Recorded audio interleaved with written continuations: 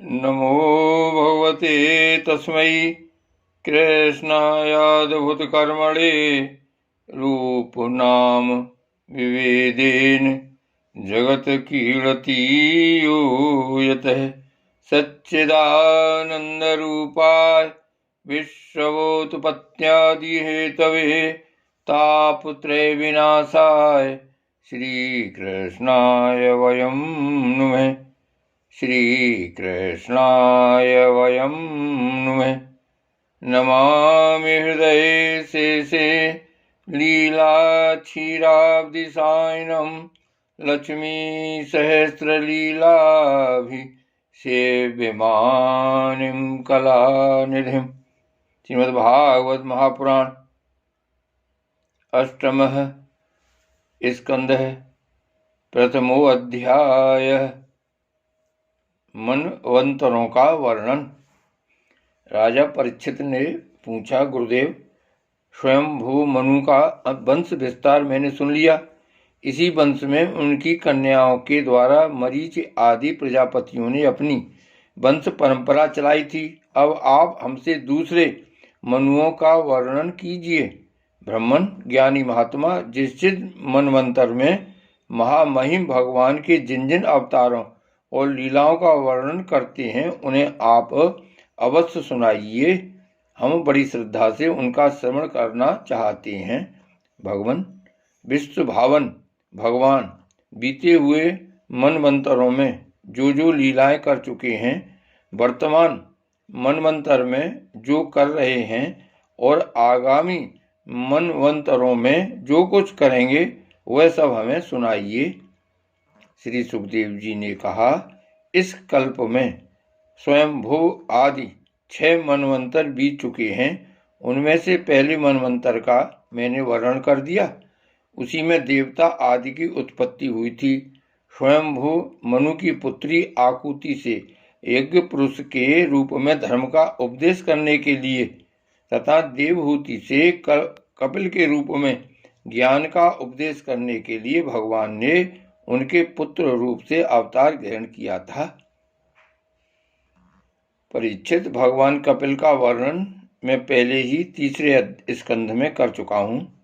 अब भगवान यज्ञ पुरुष ने आकुति के गर्भ से अवतार लेकर जो कुछ किया उसका वर्णन करता हूँ। परीक्षित, भगवान स्वयंभू मनु ने समस्त कामनाओं और भोगों से विरक्त होकर राज्य छोड़ दिया। वे अपनी पत्नी शतरूपा के साथ तपस्या करने के लिए वन में चले गए। परीक्षित, उन्होंने सुनंदा नदी के किनारे पृथ्वी पर एक पैर से खड़े रहकर 100 वर्ष तक घोर तपस्या की। तपस्या करते समय वे प्रतिदिन इस प्रकार भगवान की स्तुति करते थे। मनुजी कहा करते थे, जिनकी चेतना के स्पर्श मात्र से यह विश्व चेतन हो जाता है, किंतु यह विश्व जिन्हें चेतना का दान नहीं कर सकता, जो इसके सो जाने पर प्रलय में भी जागते रहते हैं, जिनको यह नहीं जान सकता, परंतु जो इसे जानते हैं वही परमात्मा हैं। यह संपूर्ण विश्व और इस विश्व में रहने वाले समस्त चर अचर प्राणी सब उनकी आत्मा से ही ओतप्रोत हैं। इसलिए संसार के किसी भी पदार्थ में मोह न करके उसका त्याग करते हुए ही जीवन निर्वाह मात्र के लिए उपभोग करना चाहिए। तृष्णा का सर्वथा त्याग कर देना चाहिए। भला ये संसार की संपत्तियां किसकी हैं? भगवान सबके साक्षी हैं। उन्हें बुद्धि वृत्तियां या नेत्र आदि इंद्रियां नहीं देख सकती, परंतु उनकी ज्ञान शक्ति अखंड है। समस्त प्राणियों के हृदय में रहने वाले उन्हीं स्वयं प्रकाश असंग परमात्मा की शरण ग्रहण करो, जिनका न आदि है न अंत, फिर मध्य तो होगा ही कहाँ से, जिनका न कोई अपना है और न पराया और न बाहर है न भीतर। वे विश्व के आदि अंत मध्य अपने पराये बाहर और भीतर सब कुछ हैं। उन्हीं की सत्ता से विश्व की सत्ता है। वही अनंत वास्तविक सत्य परब्रह्म हैं। वही परमात्मा विश्वरूप हैं। उनके अनंत नाम हैं। वे सर्वशक्तिमान, सत्य, स्वयं प्रकाश अजन्मा और पुराण पुरुष हैं। वे अपनी माया शक्ति के द्वारा ही विश्व सृष्टि के जन्म आदि को स्वीकार कर लेते हैं और अपनी विद्या शक्ति के द्वारा उसका त्याग करके निष्क्रिय सत स्वरूप मात्र रहते हैं। इसी से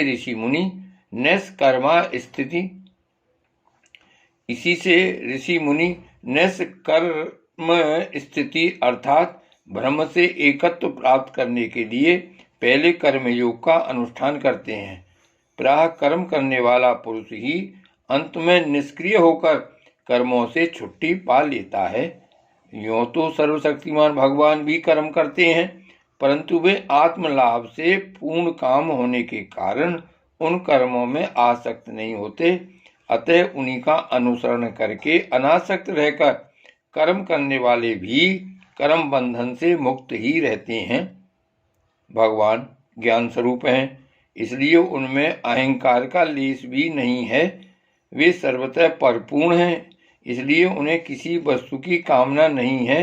वे बिना किसी की प्रेरणा के स्वच्छंद रूप से ही कर्म करते हैं। वे अपनी ही बनाई हुई मर्यादा में स्थित रहकर अपने कर्मों के द्वारा मनुष्यों को शिक्षा देते हैं। वे ही समस्त धर्मों के प्रवर्तक और उनके जीवन दाता हैं। मैं उन्हीं प्रभु की शरण में हूँ। श्री सुखदेव जी कहते हैं, परीक्षित, एक बार स्वयंभुव मनु एकाग्र चित्त से इस मंत्र में उपनिषद स्वरूप श्रुति का पाठ कर रहे थे। उन्हें नींद में अचेत होकर बड़बड़ाते जान भूखे असुर और राक्षस खा डालने के लिए उन पर टूट पड़े। यह देखकर अंतर्यामी भगवान यज्ञ पुरुष अपने पुत्र याम नामक देवताओं के साथ वहां आए। उन्होंने उन खा डालने के निश्चय से आए हुए असुरों का संहार कर डाला और फिर वे इंद्र के पद पर प्रतिष्ठित होकर स्वर्ग का शासन करने लगे। परीक्षित, दूसरे मनु हुए स्वारोचिष। वे अग्नि के पुत्र थे। उनके पुत्रों के नाम थे ध्रुमान, सुषेण और रुचिष्मान आदि। उस मनमंत्र में इंद्र का नाम था रोचन। प्रधान देवगण थे तुषित आदि। ऊर्ज स्तंभ आदि वेदवादी गण सप्तऋषि थे। उस मनमंत्र में वेदसरा नाम के ऋषि की पत्नी तुषिता थीं। उनके गर्भ से भगवान ने अवतार ग्रहण किया और विभु नाम से प्रसिद्ध हुए। वे आजीवन नैष्ठिक ब्रह्मचारी रहे। उन्हीं के आचरण से शिक्षा ग्रहण करके 88,000 व्रतनिष्ठ ऋषियों ने भी ब्रह्मचर्य व्रत का पालन किया। तीसरे मनु थे उत्तम। वे प्रियव्रत के पुत्र थे।